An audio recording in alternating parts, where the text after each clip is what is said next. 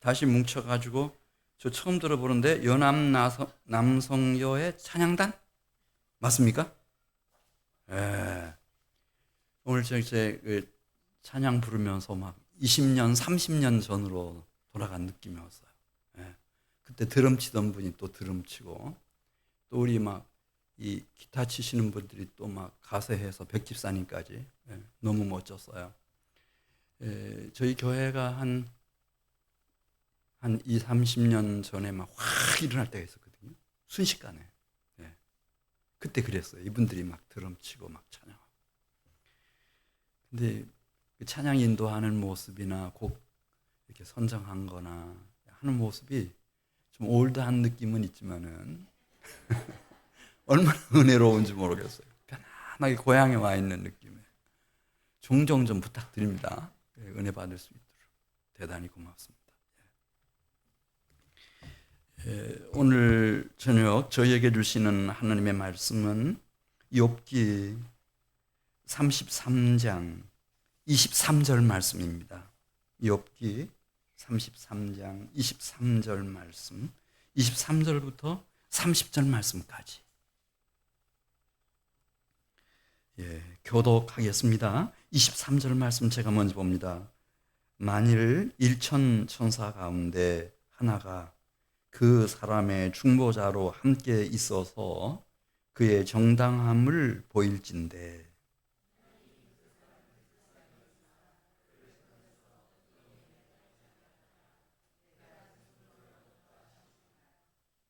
그런즉 그의 살이 청년보다 부드러워지며 젊음을 회복하리라.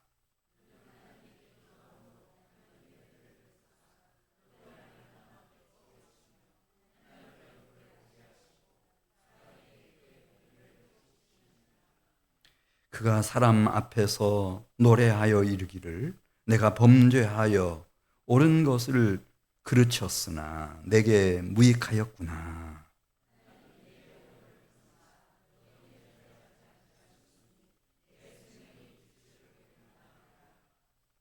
실로 하나님이 사람에게 이 모든 일을 제삼 행하심은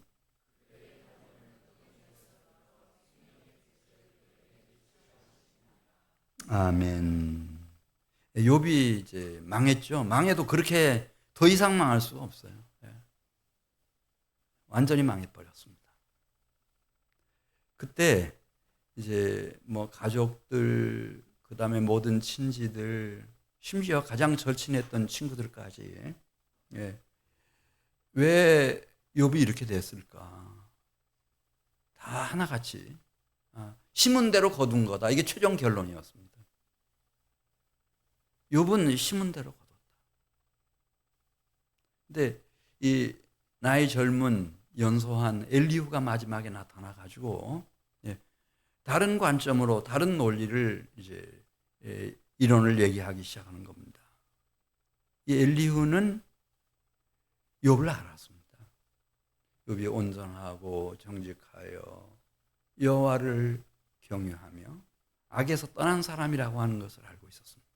그리고 낮에 말씀드린 것처럼 욥은 이렇게 하나님의 전능자의 숨결과 이 전능자의 능력이 운행하고 있는 영의 사람이었기 때문에 하나님이 욥을 얼마나 아끼는지, 욥이 살던 당대의 온 세계에서 가장 하나님이 아끼는 여호와의 종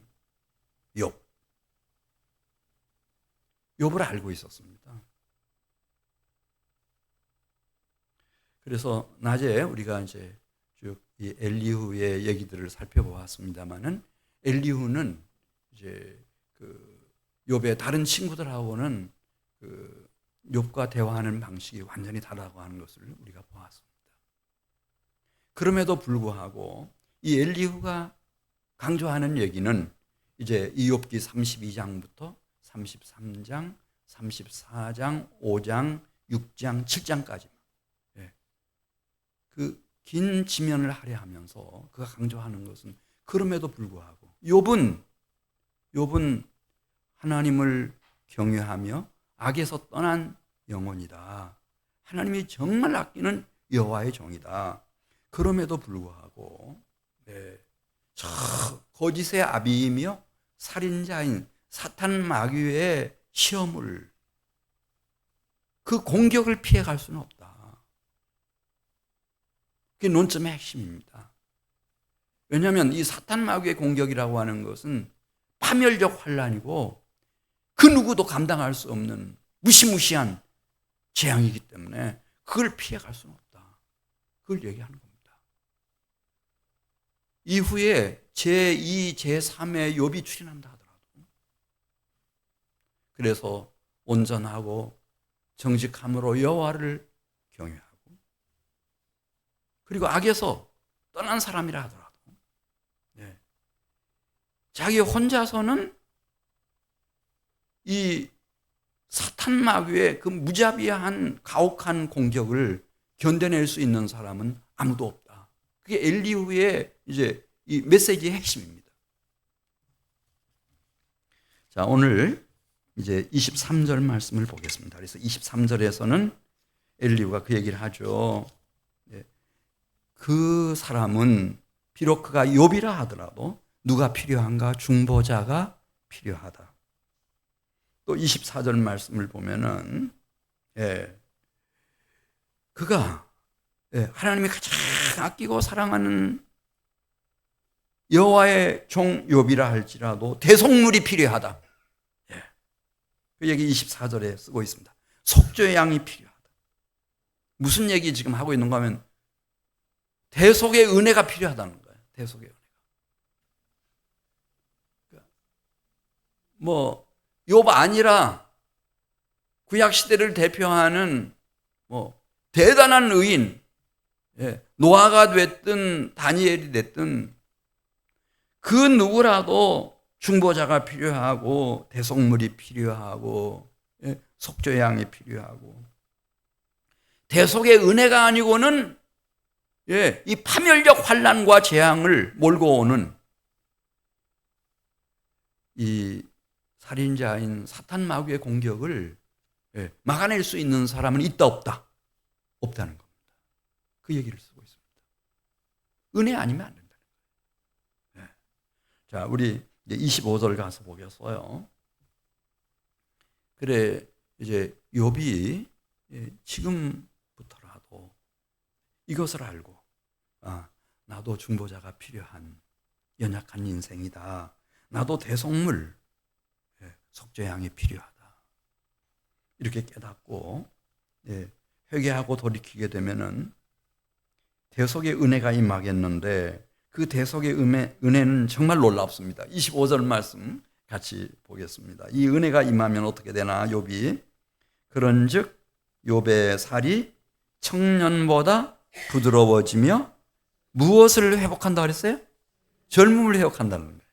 욥의 살이 다 썩어 문드러졌어요.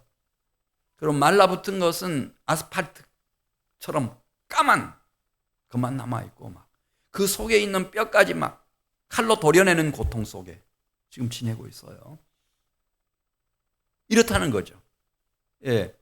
이 거짓의 아비이며 살인자인 사탄 마귀의 공격이라고 하는 건 절대 장난 아니에요, 여러분. 그렇게 만만한 게 아니에요. 뭐 내가 대통령이 됐으니까 뭐 문제 없다. 그럼 왜 자살합니까? 그게 이 사탄 마귀의 공격이라고 하는 게 절대 장난 아니에요. 엘리후가 그걸 강조하는 거예요. 천하 없는 욥이라도 노아라도 다니엘이라도 은혜여야 한다. 대속자의 은혜, 중보자의 은혜, 그 은혜 아니면 안 되는 거다. 워낙 흉악한 놈이 이 파멸적 환난과 재앙으로 나의 목을 조여오기 때문에 이거 안 된다는 거예요. 그렇지만 이런 상황 속에서도 낮에 말씀드린 것처럼 마치 대자연의 세계에 하나님의 뭐가 있다고 그랬죠? 섭리, 대자연의 섭리, 하나님의 섭리가 있듯이 이 땅에는 이 하나님의 경륜이 있어요. 은혜의 경륜이 있어요. 네. 따라서 그 은혜를 힘입게 되면은 이게 놀라운 일은 아닌데, 다시 한번 25절 말씀을 우리가 이제 욥의 입장에서 읽어보겠어요. 욥의 입장에서 이 말이, 이 엘리후의 말이 욥의 마음에 왜 와닿지 않았겠어요? 그냥 그 심령을 사로잡아 버리겠죠.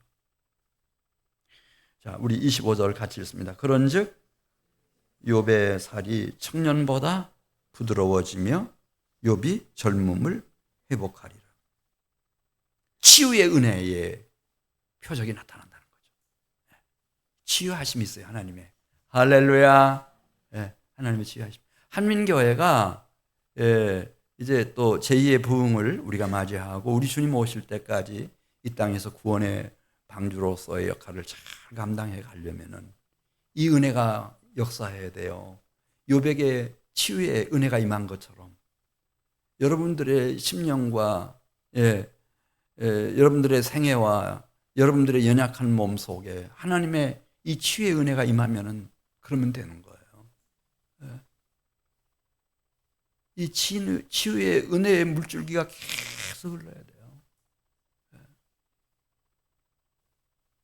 그런 교회에 대한 비전을 좀 마음속에 간직해 주세요. 26절을 가서 보겠습니다. 26절. 참, 오늘 본문 중에 요절 말씀인데 26절 우리 읽고 지나갑니다. 그는 하나님께 기도함으로 무엇을 하나님이 베푸셨는가? 은혜라는 말이 나오잖아요. 이게 키워드예요. 엘리후가 하는 이 메시지 중에 키워드가 은혜 아니면 안 된다는 거죠. 아무리 욥이 온전하고 정직하여 여호와를 경외하고 악에서 떠났으며 그 영혼을 여호와 하나님이 그 당대 전 세계 사람 중에 가장 아끼는 여호와 하나님의 종일지언정 은혜 아니면 안 된다는 거예요. 은혜 아니면 안 돼요. 왜 이걸 놓치는 거예요? 그래서 내가 이제 목사가 됐으니, 총회장이 됐으니, 총장이 됐으니, 우리 역사를 보면 내가 교황이 됐으니 이제 됐다고 이렇게 착각하는 거예요. 그 사탄 마귀가 마음대로 가지고 놀아요. 아무것도 아니에요. 하나님의 은혜 아니면은 희망이 없죠. 네. 다시 26절 말씀을 읽습니다. 그는 하나님께 기도함으로 하나님이 은혜를 베푸사 그로 말미암아 기뻐 외치며 하나님의 얼굴을 보게 하시고 사람에게 그의 공의를 회복시키시느니라. 그래서 이 은혜를 받은 사람들은 27절 말씀 보겠습니다. 네, 기도를 드리는데 어떤 기도를 드리나? 기도가 확 달라져요. 이 세상에 기도하지 않는 사람은 없어요. 어느 종교든지 다 기도가 있어요. 무슬림들은 뭐 기도 안 합니까? 기도 안 하는 사람이 어디 있어요? 제가 개척할 때 교정동 7-1번지에서 그 옆에 부동산 하는 분 계셨는데 그분은 불자였어요. 하루에 매일 새벽마다 3시간씩 기도한대요. 딱 일어나가지고. 제가 생각해 봤어요. 그래서 우리 교회에서 매일 3시간씩 기도하는 사람이 누구지?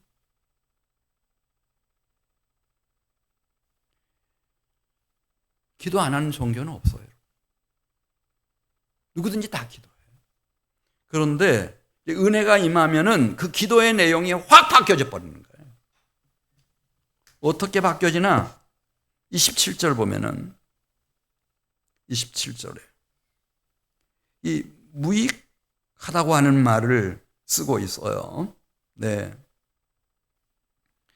그 누가복음 17장 10절에 있는 말씀을 보면은 우리는 무익한 종입니다. 그런 말이 나오는데 내가 지금껏 오늘 27절 말씀 무익한 인생을 살아왔다는 거죠. 나름대로는 뭐 대단하게 굉장한 역사들을 이룬 줄 알았는데 27절 읽습니다.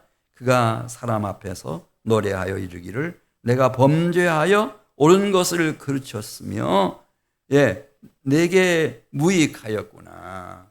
예. 뭐 그때는 굉장한 줄 생각했어요. 다 이게 지금 생각해 보니 이게 범죄하는 일이었고 다 무익한 일이었어요. 내가 무익한 종으로 살아왔습니다. 이 회개의 기도, 이게 하나님의 마음을 움직이는 거예요. 이때 하나님의 마음이 뜨거워지면서 이 회개의 기도를 드리는 영혼을 긍휼히 여겨주시는 거예요. 하나님, 저는 잘한다고 지금까지 해왔는데 지금 돌아보니 다 이게 하나님의 뜻을 거슬리며 욕심을 따라 사는 것이었고 정말 교만하기 이를 데 없는 행실이었습니다. 저는 무익한 인생을 살아왔습니다. 저는 무익한 종입니다. 이 내용이 기도 속에 담겨 있어야 돼요. 이게 회개의 기도예요. 저 무익한 종입니다. 저 무익한 인생을 살아왔습니다.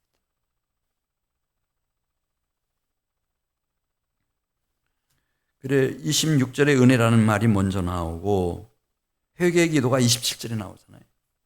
은혜가 임하면 이런 기도를 드리게 돼 있어요. 하나님, 제가 무익한 종으로 살아왔습니다. 28절 말씀 같이 읽습니다. 그럼에도 불구하고 하나님의 은혜, 그 은혜가 임하면은 나에게는 무엇이 주어지는가? 생명이 주어집니다. 새 생명이 주어집니다. 영원한 생명의 빛이 내 영혼을 비춰줍니다. 우리 28절 말씀 같이 읽겠습니다. 하나님이 내 영혼을 건지사 구덩이에 내려가지 않게 하셨으니 내 생명의 빛을 보았구나 하리라. 지금 엘리후가 욥한테 하는 얘기예요. 이렇게 하나님 앞에 찬양하고 기뻐하며 감사할 때가 꼭 온다는 거죠. 내 영혼을 하나님이 구덩이에서 건져주셨고 나에게 생명의 빛을 이렇게 비춰주시는군요. 이렇게 말씀드릴 때가 꼭 올 거다. 29절 30절 같이 읽습니다. 실로 하나님이 사람에게 이 모든 일을 제삼 행하심은 그들의 영혼을 구덩이에서 이끌어 무엇을 그들에게 비추어 주시기 위함이라고 했어요? 생명의 빛을. 이 일이 여기 제3이라고 번역했네요. 제3, 이 모든 일을 제1, 영어로 하면 이 제3이라고 하는 말이 이제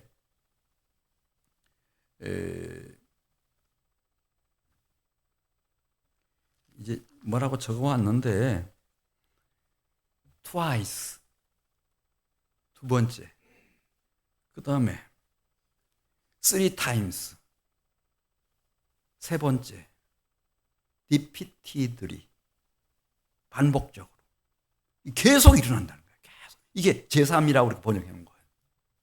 그러니까 한 생명이 승리를 하고 하나님 나라까지 이렇게 가기까지 하나님은 이 은혜를 계속 주셔야 돼요. 할렐루야.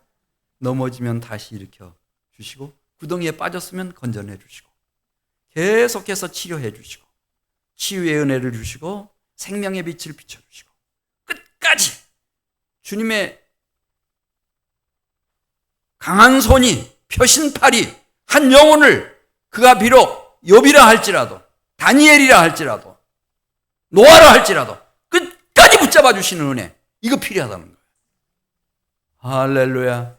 주님도 말씀하시잖아요. 선줄로 생각하는 자는 뭐 조심하라 그랬어요? 가장 무서운 죄가 무슨 죄인 줄 아세요, 여러분? 교만입니다. 이 뿌리에서부터 막 온갖 허물과 죄악이 막 다 일어납니다. 근데 그거를 본인도 모릅니다. 내가 교만하다 이렇게 깨닫는 사람 한 사람도 없습니다. 교만한 사람일수록 더 못 깨닫습니다. 하나님만 그걸 보십니다. 가족도 모르고 아무도 모릅니다. 그래 29절 말씀 같이 읽습니다. 29절 30절. 실로 하나님이 사람에게 이 모든 일을 제3 행하심은 그들의 영혼을 구덩이에서 이끌어 생명의 빛을 그들에게 비추려 하십니다. 할렐루야. 이 은혜, 엘리후가 그 은혜를 베푸는 분이 누구신가? 엘리후의 이름의 의미가 뭐라 그랬죠? 그분은 그 은혜를 베푸시는 나의 하나님이시다. 이게 엘리후의 뜻이에요. 엘리후. 그분은 이 은혜를 베푸시는 나의 하나님이시다. 그분은 나의 하나님이시다. 네.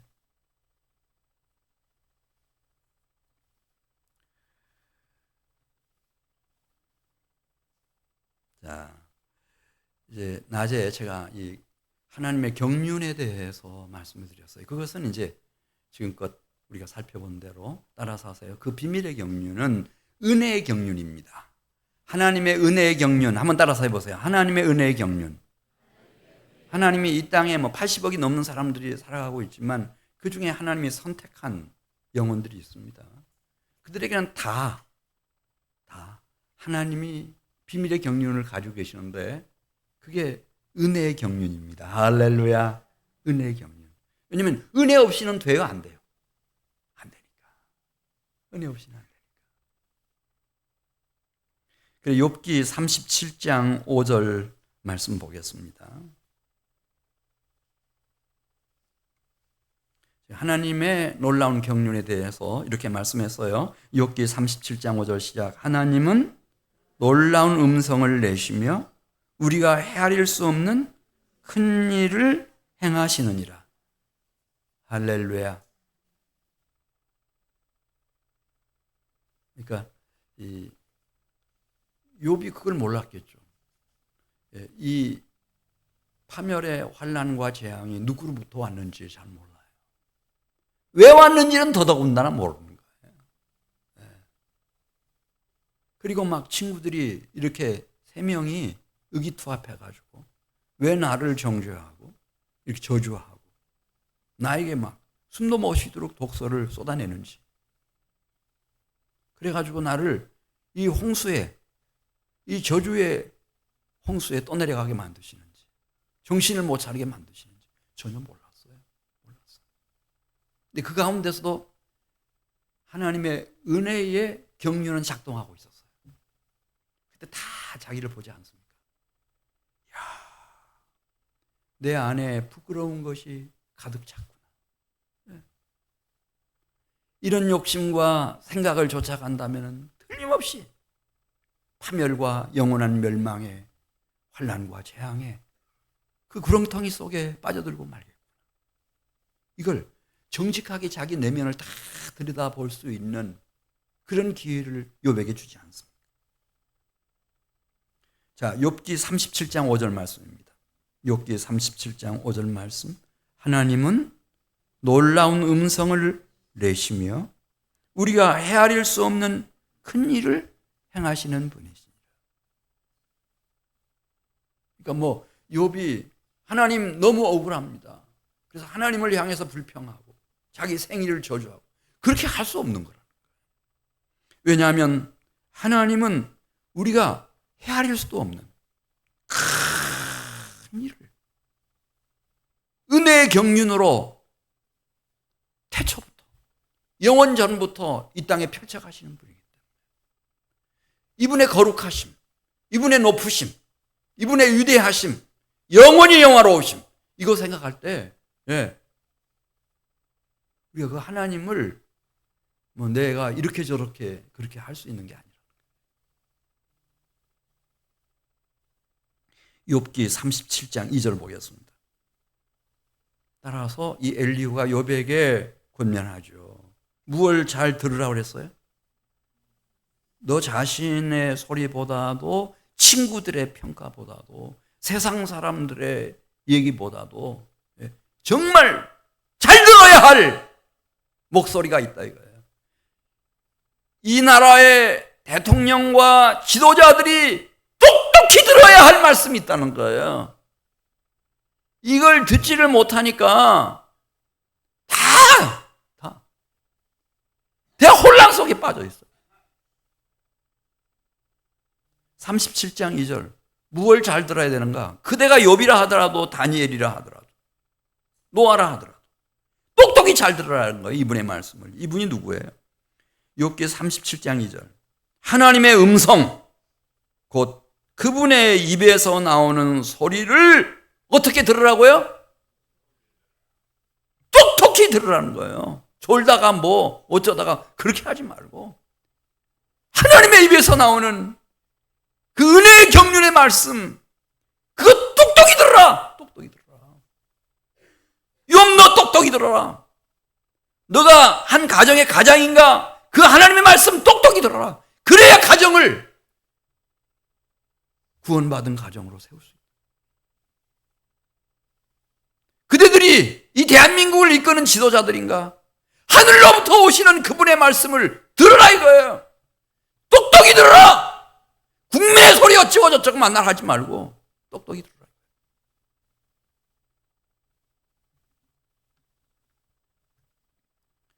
이사야 48장 10절 말씀 보겠어요. 하나님의 권세가 얼마나 대단한지, 이 땅의 자기 백성들을 어떻게 그분이 펴신 팔로 강한 손으로 은혜의 경륜을 따라 이끌고 계시는지, 이사야 48장 10절에서 자기 백성들을 풀무불 속에서, 고난의 풀무불 속에서 건져내시고 계시다는 거예요. 여러분, 풀무불 속에서 살아남을 사람이 있어요? 없어요.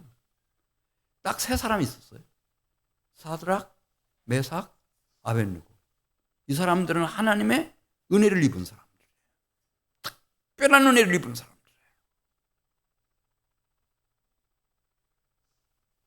그런데 지금도 그 일을 하나님은 자기 백성들을 이 땅에 세워가기 위해서 지금 수행하고 계신다는 거예요. 풀무불 속에서 하나님이 자기 백성들을 고난의 풀무불 속에서 건져내는 겁니다. 오늘 제가 낮에 이 세상에는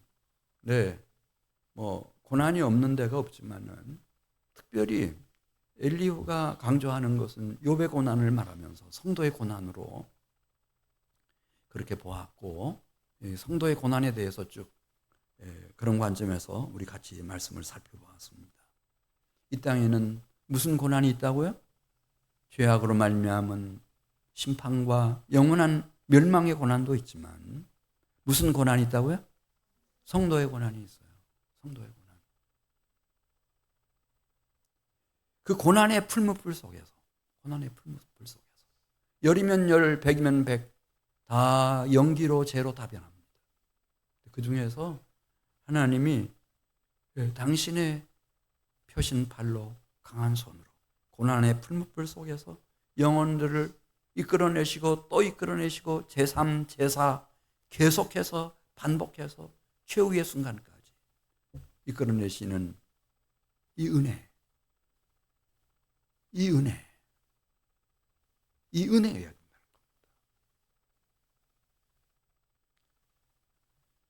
고난의 풀무불에서 지금도 택하고 계시는 하나님의 은혜. 시편 34편 18절 말씀, 19절 말씀 보겠습니다.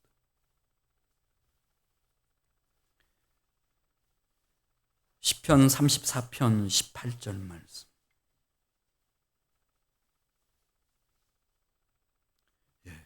성도의 고난이 있습니다. 예수 믿는다고 해서 고난 없다, 그렇게 가르치면 안 됩니다. 거기다 예수님 이름까지 막 들먹이면서 예수님이 고난을 다 짊어지고 하셔서 우리는 이제 고난 받을 필요가 없다는 거예요. 그건 진짜 반쪽만 알지 이 성경을 모르는 사람들, 무식한 사람들, 영적으로. 그러면 안 돼요. 시편 34편 18절 말씀 보겠습니다. 여호와는 누구를 가까이 하신다고 그랬어요? 성도의 고난을 받음으로 마음이 상한 자를 가까이 하시고 중심으로 통회하는 자를 구원하시는도다. 그 중에서 의인이 나오고 그 중에서 구원받는 백성들이 나오는데, 의인은 고난이 많으나 여호와께서 그의 모든 고난에서 건지시는도다. 그렇게 말씀했습니다. 네. 이 성도의 고난이 있습니다. 여러분. 어차피 이 세상은 하나님을 떠나왔기 때문에 아담과 하와부터 그 얼굴에 땀을 흘려야 먹을 것을 먹는다고 하지 않습니까? 땅이 저주를 받아서 가시와 엉겅퀴를 내고 뭐 안 해도 임신하고 해산하는 수고 막 죽도록 해야 될 것이고 다 그렇게 말씀했어요. 고난이 없는 데가 어디 있어요? 성도의 고난도 있습니다. 근데 그 성도의 고난 때문에 마음이 상한 자, 중심으로 하나님 앞에서 통회하는 자를 하나님이 은혜를 베풀어 주셔서 그들을 그 고난에서부터 건져주십니다. 할렐루야. 건져주십니다. 이 은혜가 있습니다. 그래, 어떤 어려움을 당했을 때 소망 없는 세상 사람들처럼 너무 절대적인 절망 속에 빠져들 필요가 없습니다. 우리에게는 전능자이신 하나님 아버지, 그분의 숨결과 그분의 능력이, 그분의 생명의 빛이 나에게 부어지면 우리는 얼마든지 하나님의 치유의 역사를 경험할 수 있습니다. 하나님이 베푸시는 은혜와 축복으로 나아갈 수 있습니다. 이사야 49장 13절 말씀 보겠습니다. 성도의 고난 속에 있는 영혼들 하나님이 어떻게 돌보시는지 이사야 49장 13절 참 귀한 말씀입니다. 여호와께서 당신의 백성을 위로하셨은즉 그의 고난당하는 자를 긍휼히 여기실 것임이라. 그러면서 15절 여인이 어찌 그 젖 먹는 자식을 잊겠으며 자기 태에서 난 아들을 긍휼히 여기지 않겠느냐. 그들은 혹시 잊을지라도 나는 너를 잊지 아니할 것이라. 하나님이 다 보고 계셔요. 마치 아이를 낳은 산모 어머니가 그 아이를 항상 하루 24시간 생각하는 것처럼 눈길이 아이에게 머물러 있는 것처럼 하나님의 시선이 아이를 낳은 어머니는 아이를 잊는다 할지라도 하나님은 성도의 고난 속에 있는 영혼들을 잊지 않으신다고 주님 말씀하시는 겁니다.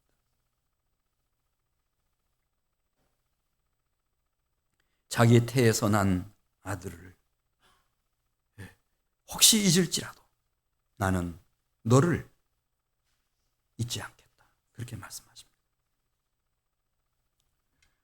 히브리서 10장 36절 가서 보겠습니다. 히브리서 10장 36절. 그러면은 왜 하나님은 이 성도의 고난을 이렇게 다 허용을 하시는가? 제가 낮에도 말씀드렸잖아요. 아마도 99%는 다 이 어려움 속에서, 아픔 속에서, 이 고난과 환난과 고통 속에서 하나님을 찾았고 하나님께로 돌아온 분들이시다. 그냥 아무런 어려움도 없고 뭐 하는 일마다 다 잘 되고 부족함이 전혀 없는 사람이 저는 지금까지 한 번도 그런 사람 주님 찾아오는 걸 못 봤습니다. 자, 시편 히브리서죠. 히브리서 10장 36절 말씀. 이렇게 말씀했어요. 성도의 고난을 하나님이 허용하시는 것, 욥에게 이 고난을 허용하시는 것, 그 이유가 뭔가? 히브리서 10장 36절 너희에게 인내가 필요함은, 이 인내의 연단, 성도의 고난 속에서 인내의 연단이 필요한 까닭은 너희가 하나님의 뜻을 행한 후에 약속하신 것을 받기 위함이라.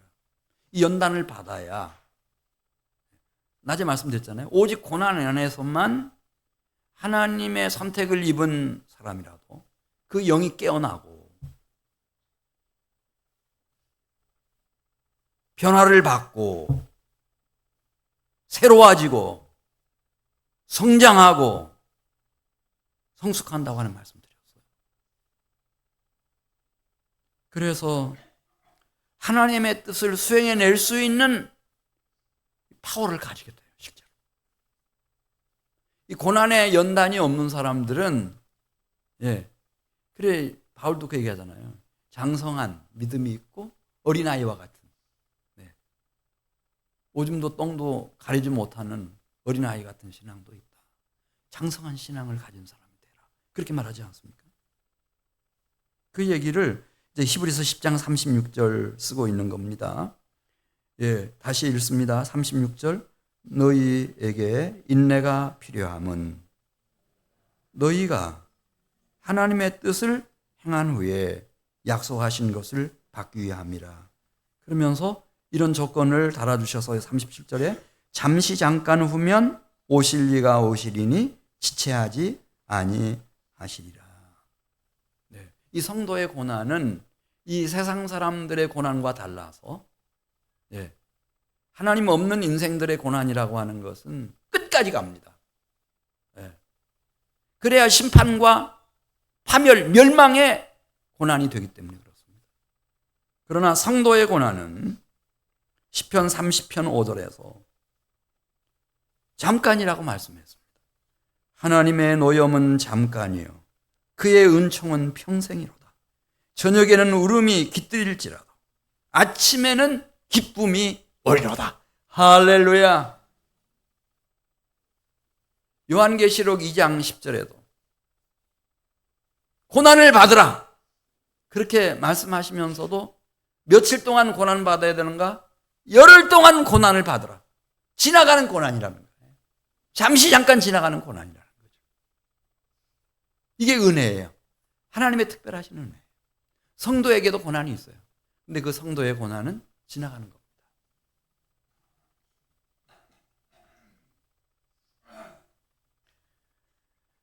또 한 가지는 시편 119편 67절 보겠어요. 왜 하나님은 욥에게도 그렇고 오늘날 우리에게도 세상 끝날까지 성도들에게 고난을 하나님은 허용하시는가? 이 고난을 통해서 잃는 것보다 얻는 게 많다는 거예요. 시편 119편 67절 말씀입니다. 67절 말씀 시작. 고난 당하기 전에는 내가 그릇 행하였더니 이제는 무엇을 지키나이다 그랬죠? 주의 말씀을 지키나이다. 우리가 공부를 해요. 학교 가서도 공부하고 혼자서 책을 읽으면서도 공부할 수 있고. 근데 그것들은 다 그때뿐이에요. 진짜 하나님의 계시의 진리를 하나님은 어떻게 공부를 시키시는가? 고난이라고 하는 것을 통해서 하나님이 교육을 시키셔요. 고난을 통해서 배운 깨우침은 이것은 그냥 내 신비에 새겨져요. 평생 하는 거예요. 영원히 가요, 영원히. 할렐루야. 그리고 마지막 기로에 섰을 때는 그거예요. 고난을 통해서 배운 하늘의 계시의 진리가 있느냐 없느냐 그거예요. 이게 있는 사람은 이기는 자가 되는 것이고 이게 없는 사람은 거짓의 아비인 사탄 마귀의 미혹을 그 시험을 어떻게 물리칩니까? 물리칠 수가 없습니다, 여러분. 열이면 열, 백이면 백 다 넘어갑니다. 욥 휘둘리는 거 보십시오. 안 넘어갈 자가 누굽니까?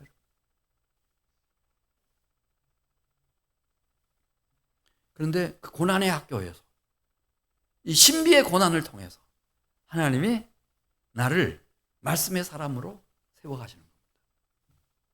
고난을 통해서 배운 이 진리는, 이 말씀의 진리는 이거는 생명 같은 겁니다. 또 시편 119편 71절 말씀 보겠습니다.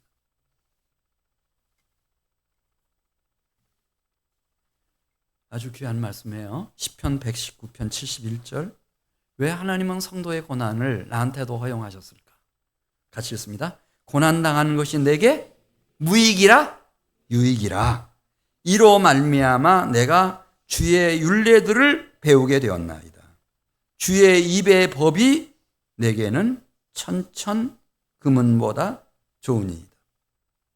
여러분, 주님의 나라, 하나님의 나라가 무슨 나라인지 아세요? 요한복음 18장 37절에 보면 빌라도가 당신이 왕입니까? 그렇게 물었어요. 예수님의 나라에 대해서 묻고 있는 거예요. 예수님이 말씀하셔요. 그렇다, 내가 왕이다. 그러면서 그 얘기를 하죠. 요한복음 18장 37절에서 나의 나라는 진리의 나라다. 그리고 내게 속한 자는 내 음성을 듣는다. 하나님의 나라는 진리의 나라입니다. 그래서 금은 보석보다 더 귀한 진리를 이 땅에서 고난이라고 하는 이 광산을 우리가 뚫고 들어가가지고 그 속에서 금은 보석보다 더 귀한 이 하나님의 계시의 진리, 이 말씀을 가진 자가 되게 하시고 이 진리로 부유한 자가 되게 만들어주시는 겁니다. 돈은 많이 가지면 좋죠. 많이 가지고 그걸 다른 사람들에게 막 내가 10개 가지고 있으니까 10분의 1씩 10분의 1씩 다 나눠준다? 그렇게 쉬운 일이 아닙니다. 그 나눠줘 본들 그 돈이 사람의 영혼을 어떻게 새롭게 할 수가 없습니다. 그러나 이 진리라고 하는 것은 가치가 무슨 뭐 100만 원, 1000만 원 1억 그런 게 아닙니다. 영원한 가치인데 이 진리를 가지고 사람이 떡으로만 살 것이 아니라 하나님의 입으로 나오는 모든 진리의 말씀으로 사는 겁니다. 그 영혼이 다 살아나고 새 생명을 얻고 영원한 생명을 얻고 그 진리로 부유한 자가 되게 해주시는데 그 작업을 하나님은 성도의 고난이라고 하는 학교에서 그 신비의 학교에서 이 일을 수행해 가신다는 겁니다. 자, 우리 시편 140편 12절 말씀 보겠습니다. 시편 140편 12절 말씀.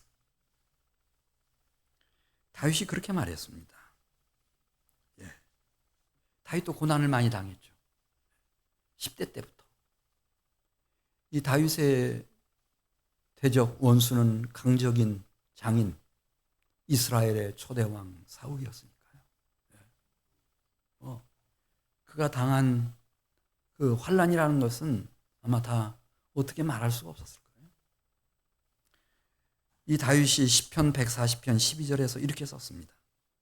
성도의 고난에 대하여 같이 있습니다. 내가 알거니와 여호와는 고난당하는 자를 변호해 주시며 궁핍한 자에게 정의를 베푸시리이다. 여기 정의라고 하는 것은 하나님과 올바른 관계 속에 있게 해주시는 거예요. 그래서 진실로 의인들이 주의 이름에 감사하며 정직한 자들이 주의 앞에서 살게 만들어 놓으신다. 이 고난이라고 하는 학교에서 이 작업을 다 해내시는 거예요. 이걸 누가 알겠어요? 세상 사람들. 아무도 모르죠. 그래서 내가 그리스도 예수 안에서 성령의 기름 부으심을 받고 살아가는데 성도의 고난이 닥쳤다. 그건 너무 억울하다. 너무 원통하다. 그렇게 생각하지 마십시오. 하나님은 그곳에서 하실 중요한 일이 있습니다. 중요한 일이 있습니다.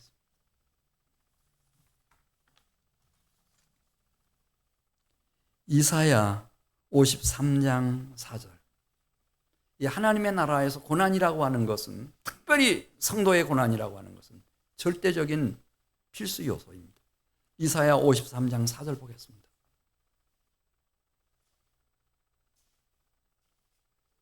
왜냐하면 다른 방법이 없습니다. 저 거짓의 아비인 살인자인 사탄 마귀를 패배시킬 수 있는 하나님께 다른 방법이 없고 어떤 방법이었나. 자, 이사야 53장 4절.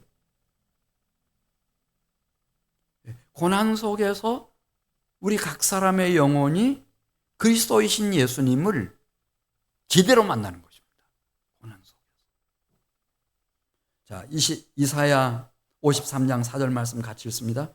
그분은 실로 우리의 질고를 지고 우리의 슬픔을 당하였거늘 우리는 생각하기를 그는 징벌을 받아 하나님께 맞으며 고난을 당한다 하였노라. 그가 찔림은 우리의 허물 때문이요 그가 상함은 나의 죄악 때문이라. 그가 징계를 받음으로 우리는 평화를 누리고 그가 채찍에 맞음으로 우리는 나음을 받았도다. 그래서 이제 그 고난의 구렁텅이 속에서 그 밑바닥에 쓰러져 가지고 이분의 손을 잡는 겁니다. 한 분이 내 손을 딱 붙잡으셨어요. 나도 그분의 손을 잡았어요. 대속자시죠. 중보자이십니다. 세상 죄를 지고 가는 하나님의 어린 양이신 그리스도이십니다. 그분이 왜 고난의 이 깊은 구렁텅이까지 찾아오셔서 나의 질고 나의 슬픔, 나의 허물, 나의 죄악을 다 담당하셨는가. 여기서 이제 이 은밀한 곳에서 그리스도이신 예수님과 나와의 진정한 만남이 이루어지는 겁니다. 나에게 평화를 주시려고, 나에게 치유의 은혜를 베풀어 주시려고, 나에게 생명의 빛을 부어 주시려고, 새 생명, 부활 생명을 주시려고, 영원한 생명으로 이끄시려고 이분이 여기까지 오셨고, 이 만남은 잊을 수 없는 만남입니다.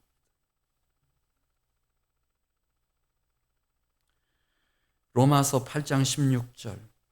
로마서 8장 16절.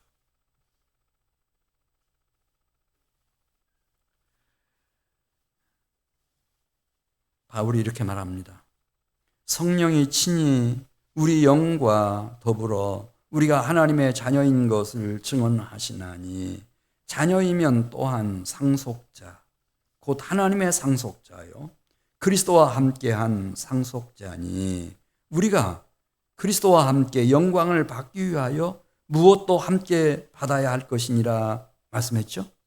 고난도 함께 받아야 할 것이니라. 그러면서 생각건대 현재 성도의 고난은 장차 우리에게 그리스도와 함께 주어질 영광을 생각할 때 비교가 되지 않는다.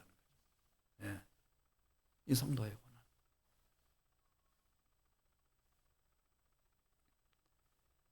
그러니까 바울은 그리스도의 남은 고난을 내 육체에 채우는 것을 영광으로 생각했습니다. 영광으로 생각했습니다. 그 고난의 의미를 알기 때문에.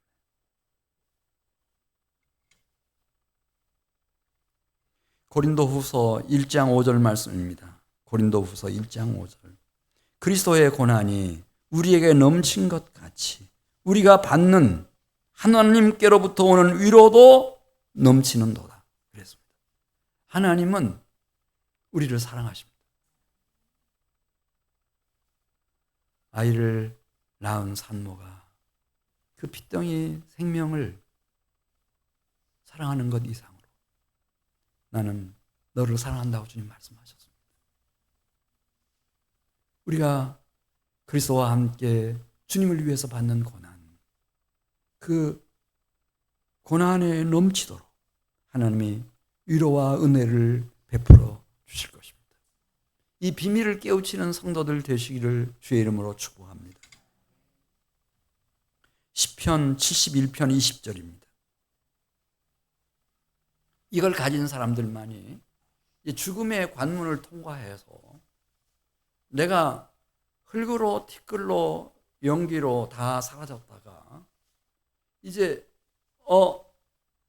3일 만에 예수님을 다시 살려내신 그 하나님의 권능의 오른손으로 나를 다시 살려내셔서 영원한 생명, 부활 생명으로 나를 데려가신다고 하는 흔들리지 않는 믿음을 가지게 되는 겁니다. 우리 시편 71편 20절 말씀 같이 읽습니다. 우리에게 여러 가지 심한 고난을 보이신 주께서 우리를 다시 살리시며 땅 깊은 곳에서 다시 이끌어 올리시리이다. 할렐루야. 이 부활의 소망, 부활 생명에 대한 확신이 누구에게나 다 주어지는 게 아닙니다. 이 소망이 없어서 가룟 유다는 예수님 팔아넘겼잖아요. 얼마나 많은 사람들이 예수를 믿다가 알렉산더처럼 교회의 최고 지도자가 돼가지고 주님 대적하고 주님의 몸된 교회를 만신창이로 만들어 대마처럼 세상으로 떠나 많습니다. 길에 나가보십시오. 한때 교회 안 다녔던 사람들이 몇이나 되겠습니까? 거기 뭐 집사님도 하고 뭐 별의별 사람들 많을 겁니다. 예. 우리 한 곳 더 보겠습니다. 시편 23편 4절 말씀. 시편 23편 4절 말씀. 그러니까 이 부활 생명에 대한 소망, 이 확신이라고 하는 것은 그냥 갑자기 확 들어오는 게 아니고 이 성도의 고난의 학교에서 여기서 이제 단련되고 훈련이 돼서 이런 신실하신 하나님, 능력이 많으신 나를 긍휼히 여기시고 나를 사랑하시는 하나님은 나를 죽은 자 가운데서도 일으키시겠구나. 영원한 부활 생명으로 나를 인도하시겠구나. 그런 확신을 가지게 되는데 시편 23편 4절입니다. 다윗의 시입니다. 내가 사망의 음침한 골짜기로 다닐지라도 해를 두려워하지 않을 것은 주께서 나와 함께 하심이라. 주의 지팡이와 막대기가 나를 안위하시나이다.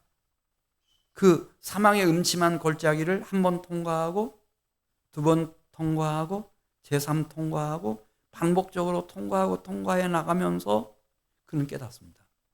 야, 하나님 놀라우신 분이구나. 이런 하나님이라면 시편 23편 6절 내 평생에 선하심과 인자하심이 반드시 나를 따르리니 내가 여호와의 집에 영원히 살리로다. 할렐루야. 영원히 헤어질 수 없는 깊은 사귐 속에 친교 속에 들어가 버린 겁니다. 그러니까 여호와 하나님은 나의 아버지가 되시고 나는 그분의 아들이 되고 딸이 되고 그리스도 예수는 영원한 나의 신랑이 되시고 나는 그분의 신부가 되고 영원한 관계 속으로 들어가 버린 겁니다. 죽고 나서가 아닙니다. 사망의 음침한 골짜기를 통과하다 성도의 고난을 겪어내다가 이런 믿음이 확 부어지는 겁니다.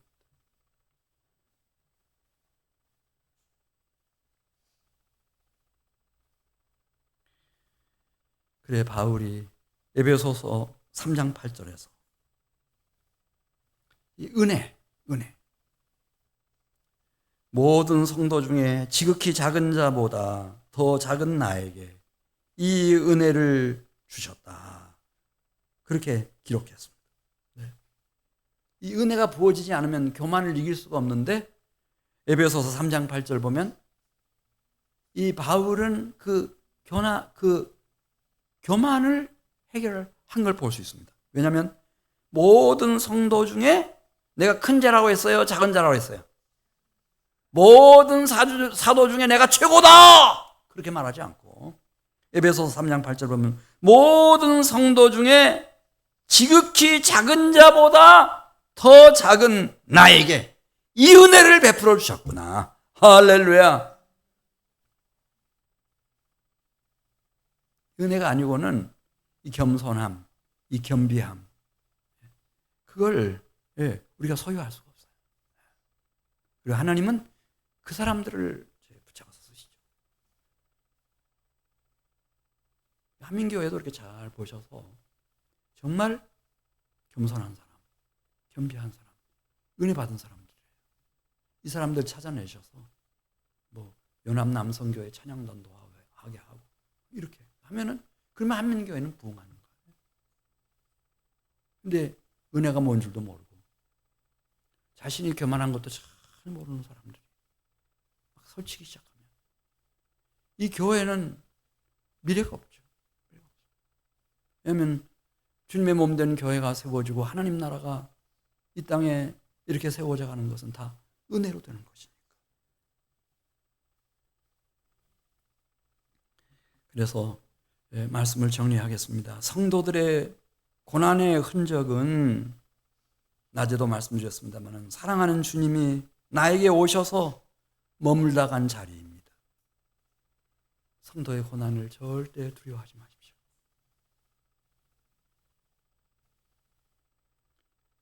성도의 고난을 감사함으로 받아들인 일평생은 원더풀입니다. 이 땅을 이별하고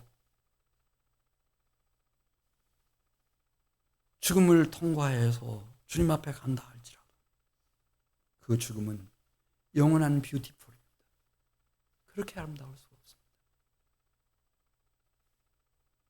우리를 죄와 심판과 영원한 멸망의 고난이 아니고 성도의 고난으로 이끌어주신 아버지 하나님을 찬양합니다. 그 고난 속에는 하나님의 은혜가 폭포수처럼 부어지고 있습니다. 할렐루야. 우리 같이 기도드리겠습니다. 이예진 11조 헌금 하나님 앞에 드리고 임양희 집사님 꽃꽂이 헌금 드렸습니다. 아버지 하나님 감사합니다. 오늘 저녁에도 하나님 앞에 나와 영과 진리로 예배드리게 하시고 이 아름다운 찬양을 올리며 귀한 말씀 앞에 설 수 있게 해주셔서 감사합니다. 주님, 어렵고 힘든 순간, 아프고 고통스러운 절망의 순간들도 많았지만 그 모든 것이 그리스도 예수 안에서는 성도의 고난임을 알게 해주시고 자연의 섭리와 하나님의 섭리와 영원하신 하나님의 경륜 속에서 나를 빚어가고 계시는 그 하나님의 위대한 역사, 내가 가는 길을 지금 알지 못하지만 아버지 하나님께서 나를 단련하신 후에는 내가 정금같이 나오리라고 하는 이 소망과 약속을 주신 하나님을 찬양합니다.